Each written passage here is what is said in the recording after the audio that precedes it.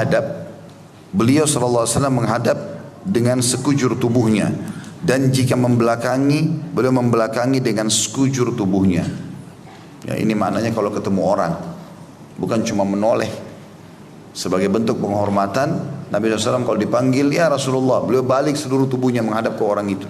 Sebagai bentuk penghormatan. Ya, kalau tubuh saja harus menghadap, apalagi wajah. Ada orang kadang-kadang, walaupun anak kita ya, mungkin karena sebagai ibu, sebagai ayah, anak lagi ngomong, ibu, ayah, dia kenapa nak? Ambil lihat tembok. Kenapa nggak lihat ke dia? Lihat ke wajahnya. Kontak antara wajah dengan wajah pengaruhnya besar, ya. Tapi tentu di sini pada hal-hal yang dibolehkan, ya. Jangan tarik ini, oh ini kan akhwat bertanya, saya lihat aja terus. Ya. Kan harus menghadap. Nggak boleh kalau yang haram. Tetapi yang dimaksud ini adalah yang dibolehkan, ada batasan syar'i, ya. Karena tadi saya bilang antara orang tua sama anak, saudara sama saudaranya, sesama jenisnya, laki-laki sama laki, perempuan sama perempuan, maka itu bentuk penghormatan. Kontak mata, kita interaksi wajah dan tubuh kita menghadap ke dia, dia merasa, oh iya, apa yang dia sampaikan ini diperhatikan, ya. Seperti itulah. Termasuk dalam masalah ini teman-teman, kadang-kadang ada orang, mungkin memang karena dia belum faham, atau memang bagi dia itu masalah besar, tapi bagi kita masalah kecil. Dengarkan keluh kesahnya saudara kita muslim. Jadi kadang-kadang dia datang, saya mau nyampaikan begini. Seringkali di habis pengajian dia datang kepada saya, Ustaz, ada terjadi seperti ini. Kalau dia seperti masalah besar, tapi begitu dia sampaikan, menurut saya sangat kecil masalah itu. Tapi saya tidak boleh menganggap remeh apa yang sedang dia bahasakan. Mungkin bagi dia itu sangat besar, sehingga saya memberikan solusi dan dia mendapatkan inspirasi jawaban itu, ya. Baik, hadis pertama dalam pasal kita ini, nomor 255, kata Imam Bukhari rahimahullah, Bishr bin Muhammad mengabarkan kepada kami, ia berkata, Abdullah mengabarkan kepada kami, ia berkata, Usama bin Zaid mengabarkan kepada kami, ia berkata, Musa bin Muslim maula binti Kariz an Abi Hurairah radhiyallahu anhu annahu rubbama haddatha 'ala Nabi sallallahu alaihi wasallam fayaqul haddathanihi ahdabu syufrain abyadul qashhain idza aqbala jami'an wa idza adbara jami'an lam tara 'ainun mithlah wa lan tarahu. Dari Abu Hurairah radhiyallahu anhu bahwa terkadang jika ia meriwayatkan dari Nabi SAW, ia berkata, aku diberitahukan oleh orang yang buluh di dua matanya panjang, kedua pinggulnya putih. Jika menghadap, beliau menghadap sekujurnya. Jika berpaling, beliau berpaling dengan sekujur tubuhnya. Mata belum pernah melihat semacam itu dan tidak akan pernah. Di sini teman-teman sekalian, ada kandungan hadis dulu.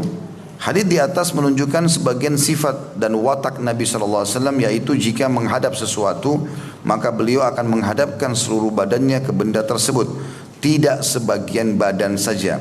Hal itu beliau lakukan agar badan dan hati senantiasa selaras, sebab dengan memalingkan sebagian badan ke benda yang dilihat menunjukkan watak yang kepura-puraan dan pandir.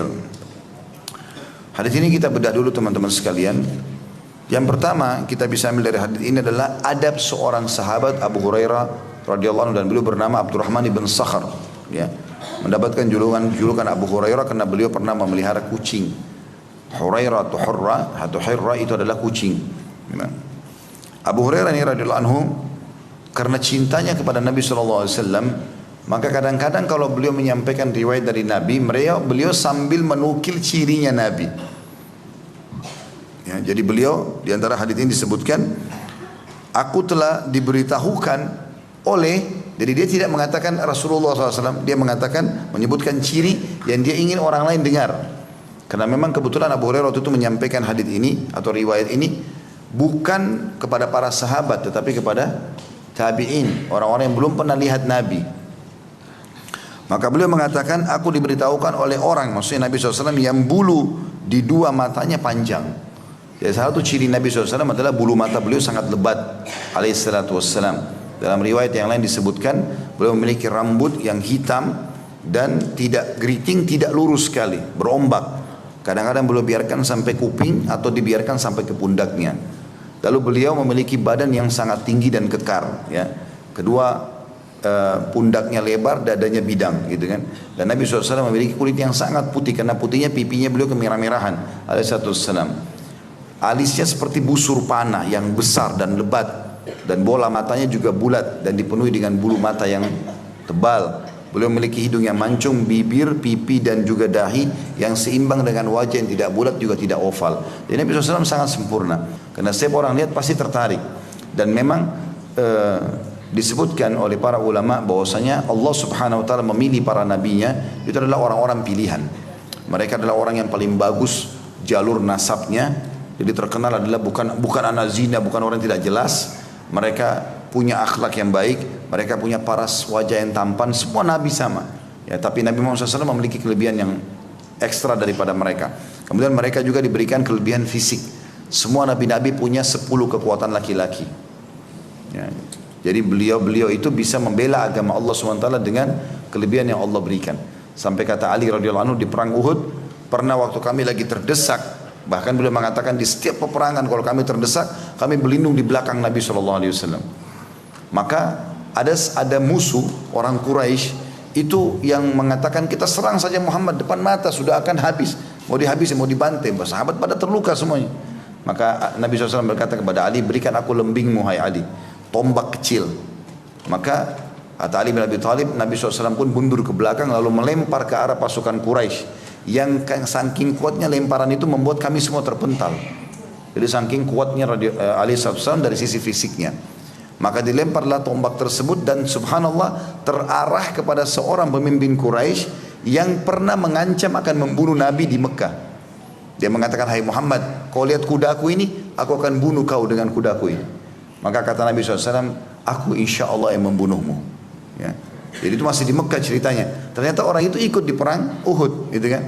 Dan orang ini dari kepala sampai kaki semuanya besi, tertutup semua, cuma matanya yang kelihatan, supaya dia terlindung dari serangan panah, pedang, segala macam.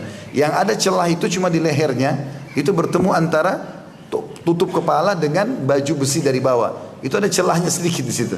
Subhanallah, tombak Nabi yang Nabi lempar kena itu, sobek sedikit, gitu kan? Jatuh dari kudanya dia. Lalu dia teriak-teriak, Muhammad telah membunuhku, gitu. Maka teman-temannya datang lihat, luka kecil. Oh ini kenapa? Dia bilang kalau Muhammad ludahi saya sekarang saya mati. Ya, karena takutnya dia dengan Nabi, gitu.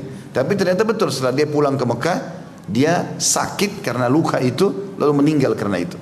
Lalu kata Nabi SAW, sungguh Allah sangat murka dengan orang yang dibunuh oleh nabinya. Jadi nabi-nabi itu jarang bunuh, bahkan bisa dikatakan tidak bunuh orang. Tapi kalau sampai beliau ini penyebab matinya seseorang, berarti orang itu sangat dimurkai sama Allah. Jadi kan, seperti itulah. Jadi Nabi SAW memang punya kelebihan fisik dan perlu kita gambarkan tadi seperti itu. Karena ada hadis Nabi SAW, siapa yang melihat aku dalam tidurnya, mimpinya, berarti dia telah melihat aku. Karena syaitan tidak akan menjelma menjadi aku. Kan? Tapi kalau misalnya bapak ibu mimpi ada orang dalam mimpi mengaku saya Rasulullah tapi kulitnya hitam, berarti bukan, kan Nabi putih kan? Atau datang rambutnya keriting, berarti bukan. Atau rambutnya lurus sekali, bukan. Atau orangnya pendek, bukan, gitu kan? Atau orangnya kurus. Juga disebutkan dalam riwayat beliau memiliki bulu yang sangat lebat, jenggotnya sangat kathif, lebat, gitu kan? Di dada beliau, di tangan beliau semua dipenuhi dengan bulu-bulu yang lebat alaihissalam. Jadi memang ada ciri tertentu. Nah, jadi kalau ada orang mengaku mimpi Rasulullah SAW harus dipenemukan cirinya, benar gak? Gitu. Kalau ciri itu benar maka itu adalah Nabi SAW, karena tidak akan pernah diganti oleh syaitan. Kemudian dikatakan bahwasanya Nabi SAW, Abu Hurairah berkata, telah disampaikan kepadaku dari orang yang memiliki bulu yang lebat di kedua matanya atau di dua matanya yang panjang. Kedua pinggulnya putih. Maksudnya adalah kulit Nabi, menggambarkan kulit Nabi SAW adalah kulit yang berwarna putih. Ya. Jadi memang Nabi SAW adalah orang yang sangat putih dan bersih. Kemudian yang jadi perhatian atau fokusan dari bab kita atau pasal kita adalah penyampaian setelahnya. Karena tadi itu cuma adab Abu Hurairah dalam menyampaikan, ini loh yang saya dengar ini, yang menyampaikan ini orangnya begini loh, tampan. Jadi ingin memuji Nabi SAW. Jadi boleh seseorang kalau menyampaikan Rasulullah SAW manusia yang terbaik, orang yang tertampan, orang yang memiliki rambut yang lebat, ya telah menyampaikan kepada kita. Jadi memuji-muji Nabi SAW. Kemudian disebutkanlah ciri beliau, jika menghadap, beliau menghadap sekujurnya. Ini tadi yang kita jelaskan di awal, menjelaskan pasal atau judul pasal. Jadi Nabi SAW tidak pernah balik sebagian saja tubuhnya. Ya. Baik itu menghadap manusia atau menghadap kepada sebuah benda. Karena makna sesuatu bisa hidup atau mati ya. Ini termasuk misalnya kita mau buka pintu. Ya. Menghadap seluruh tubuh kita ke arah pintu itu lebih baik daripada sebagian saja. Atau kita mau mengambil sebuah benda, lihat arahkan tubuh kita ke benda itu lalu selesaikan dulu hajat kita. Ada orang enggak kadang-kadang ya, mungkin jatuh sebuah benda dia sambil duduk di sebuah tempat yang jauh berusaha, padahal dia bisa turun sebentar, gitu kan? Sehingga akhirnya tidak maksimal dalam menyelesaikan pekerjaannya. Atau mungkin dia mau meraba sesuatu, mau ngambil, karena tidak lihat akhirnya kesentuh dengan benda tajam, lukalah tangannya misalnya.